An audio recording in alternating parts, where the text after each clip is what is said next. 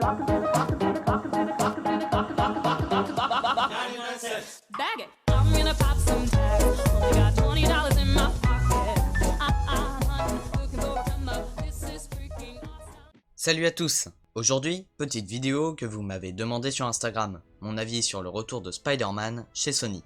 Bon, déjà, si vous n'êtes pas au courant, il y a longtemps, Marvel n'était pas très bien financièrement parlant. Ils ont donc décidé de vendre les droits de certains de leurs héros à Sony, Universal et la Fox. C'est pour cela que les X-Men et les 4 Fantastiques étaient créés par Century Fox et les films Spider-Man et tout ce qui tourne autour, comme Venom, par Sony. Universal, lui, a Hulk. Mais comme il fait partie des Avengers, Marvel Studios peut l'utiliser. C'est donc la raison de pourquoi il n'y a eu qu'un seul film solo sur Hulk dans le MCU. Comme vous le savez, la Fox a été rachetée par Disney, et c'est pour cela que les X-Men et Fantastic Four vont bientôt rejoindre le MCU.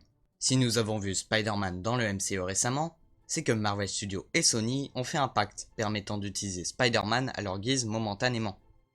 Malheureusement, ce pacte a mis fin après la sortie de Far From Home. Maintenant, il est temps de dire ce que j'en pense. Quand la bande-annonce de Civil War est sortie, j'avais du mal à y croire. Bref, je m'étais renseigné et j'ai compris que ce n'était que momentanément. Finalement, j'ai adoré voir ce nouveau Peter Parker dans un univers beaucoup plus humoristique que les anciens. Tom Holland est pour moi l'un, voire le meilleur acteur ayant joué l'homme araignée. Pour son départ, je m'y attendais. On nous l'avait fait comprendre déjà il y a bien longtemps. Bien sûr, j'aurais préféré qu'il reste dans le MCU, mais bon, rien que la sortie du film Venom nous avait fait comprendre que Spider-Man et son univers restaient chez Sony. J'ai peu d'espoir pour l'arrangement entre Sony et Marvel Studios pour renouveler l'accord.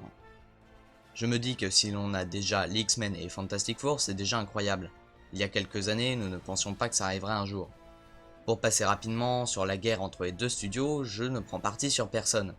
Pour moi, il n'y a pas de grands méchants, chaque studio s'arrange pour faire plaisir au public tout en essayant de rentrer de l'argent. Je voudrais par exemple donner mon avis sur l'argument de Web Marvel, un fan de Marvel dont j'adore le travail.